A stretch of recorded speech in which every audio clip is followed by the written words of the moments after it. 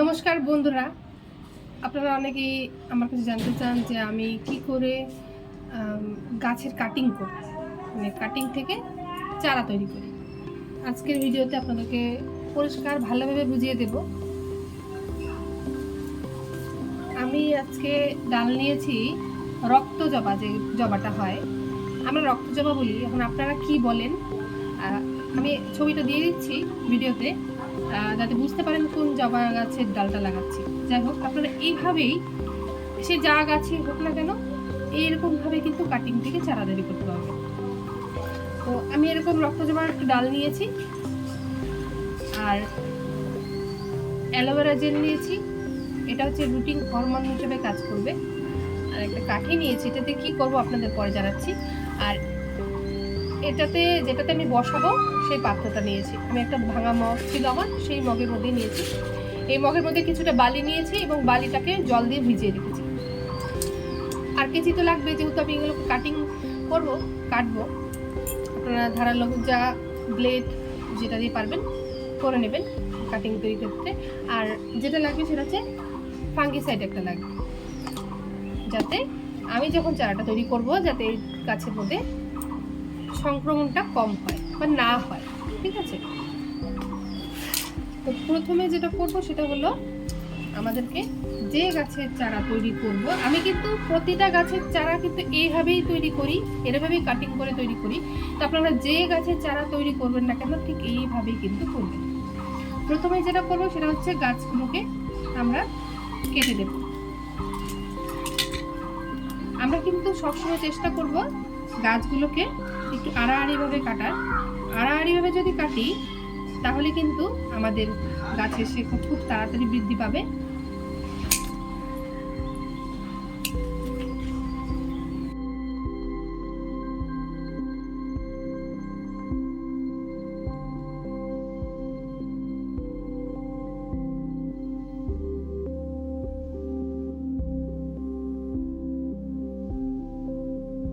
আমি কিন্তু প্রতিটা ডালের কিন্তু উপর নিচ তিনটায় কিন্তু আড়াআড়িভাবে কেটেছি, আপনাদেরকে কাছের থেকে দেখাচ্ছি।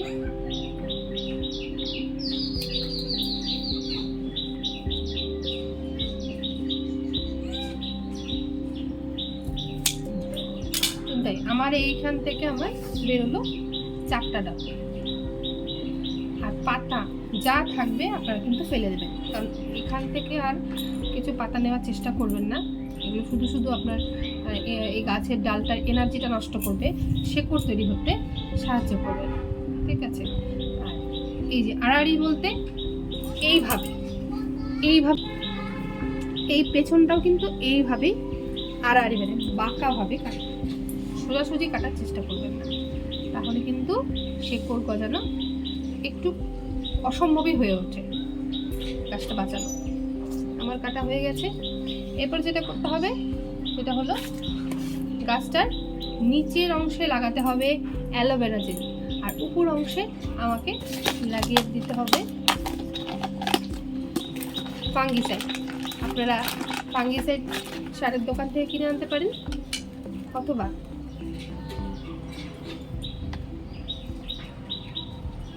ফাঙ্গিসাইড মনে রাখবে উপরের জায়গাটা কিন্তু আমরা ফাঙ্গিসাইড লাগাবো।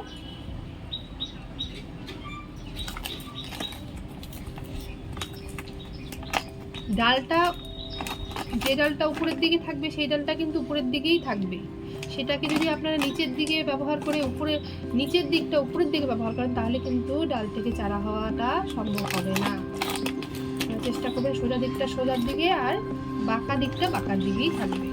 ঠিক আছে, আমার ফাঙ্গিসাইড লাগানো হয়ে গেছে। যা ফাঙ্গিসাইড আছে যাদের বাড়িতে তারা ফাঙ্গিসাইড ব্যবহার করবেন, আর যাদের ফাঙ্গিসাইড নেই তারা একদম চিন্তা করবেন না, ফাঙ্গিসাইড ছাড়াও হবে ঘরোয়া পদ্ধতিতে। সেটা হলো যদি হলুদ গুঁড়ো থাকে, হলুদ গুঁড়ো কিন্তু আপনারা লাগিয়ে দিতে পারবেন।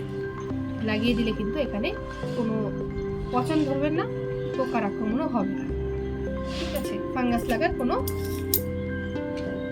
কোনো ইসে নেই।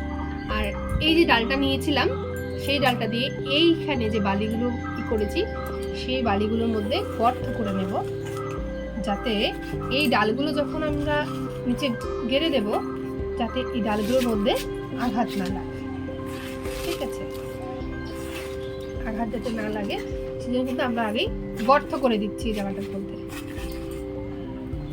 এই দেখো আমি গর্ত করে দিয়েছি, আগেই জল দিয়ে রেখেছিলাম, এটার ভিতরে কিন্তু আমি আগেই জল দিয়েছি, এরপরে আর আমাকে জল দিতে হবে না, বালির মধ্যে আমি জল দিয়ে রেখেছি, জল দিয়ে গাছগুলোকে গাড়বো। তো এই ডাল মানে একটা যে কোনো ডাল নিয়ে আপনারা বা কাঠি নিয়ে কিন্তু এই জায়গাটাকে ভালো করে একটু মোটা করেই করবেন, যাতে এই গাছটাকে যখন গাড়বো এই গাছটা স্মুথলি ঢুকে যায়, ঘষাঘষি বা নিচটা কোনো মানে খারাপ অবস্থা হয়ে যায় এরকম যেন না হয়। এই গাছটা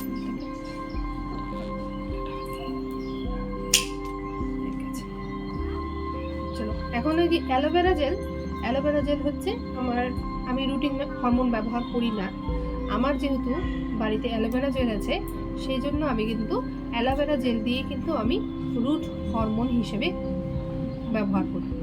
এই রুট হরমোন কি করে, খুব তাড়াতাড়ি গাছের শেকড় হতে সাহায্য করে।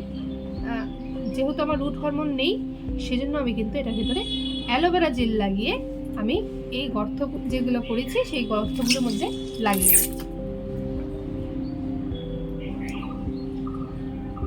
প্রতিটা ডাল ঠিক এইভাবেই অ্যালোভেরা জেল ভালোভাবে লাগিয়ে নেবেন।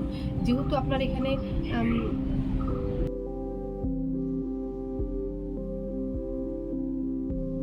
এর আগে কিন্তু এই গাছটাকে ধরার একদম চেষ্টা করবেন না বা এই টপটাকে টানানোর চেষ্টা করবেন না, তাহলে কিন্তু গাছ থেকে শেকড় ধরবে না, গাছটা কিন্তু মরে যাবে।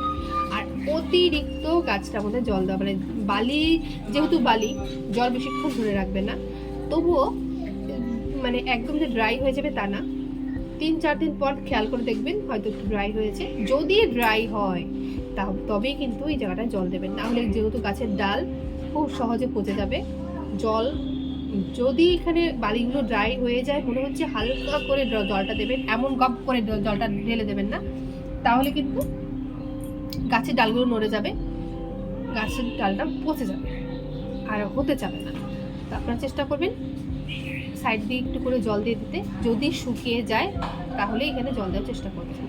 ব্যাস এতটুকুই কাজ। এখন এই গাছ মানে এটাকে আমি রেখে দেবো আমার বারান্দায়, এই একটা কোণে রেখে দেবো, এখানে ডাইরেক্টলি কোনো রোদের আলো পড়ছে না, বৃষ্টির জল পড়বে না, আর বারান্দা একদম সেফ, আমার দরজা লাগানো থাকে, এখানে কেউ ধরবেও না। সেজন্য এখানে আমি প্রায় ওকে 1 মাস রেখে দেবো এখানে। 1 মাস পর যখন নাকি ওর দেখবো সবুজ পাতা বেরোচ্ছে, 1 মাস, কারণ এটা তো মোটে শীতকালের শেষ, তো তাই এই ডালটার থেকে কিন্তু তৈরি হতে একটু সময় লাগবে, ডালটা থেকে চারা তৈরি হতে। যদি এটা বৃষ্টির দিন হতো না, বর্ষাকাল হতো, তাহলে কিন্তু এখান থেকে ডাল আমি 7 দিনে পেয়ে যেতাম, 7-8 দিনের মধ্যে কিন্তু আমি ডাল মানে এখান থেকে পাতা গজাতে শুরু করতো। কিন্তু যেহেতু এটা শীতের শেষ, গ্রীষ্মের শুরু, সেজন্য কিন্তু ডালটা একটু হতে সময় লাগবে, প্রায় 1 মাস সময় লাগবে। 1 মাস একটু ধৈর্য ধরতে হবে, এখান থেকে কিন্তু ডাল তৈরি হয়েছে, মানে পাতা তৈরি হয়ে যায়। তো এ অবধি যদি কারো কনফিউশন থাকে কমেন্ট করে জানাবেন। আশা করছি কিছুটা বুঝতে পেরেছেন। তাহলে দেখা হবে নেক্সট ভিডিওতে। সবাই ভালো থাকবেন, সুস্থ থাকবেন, ধন্যবাদ।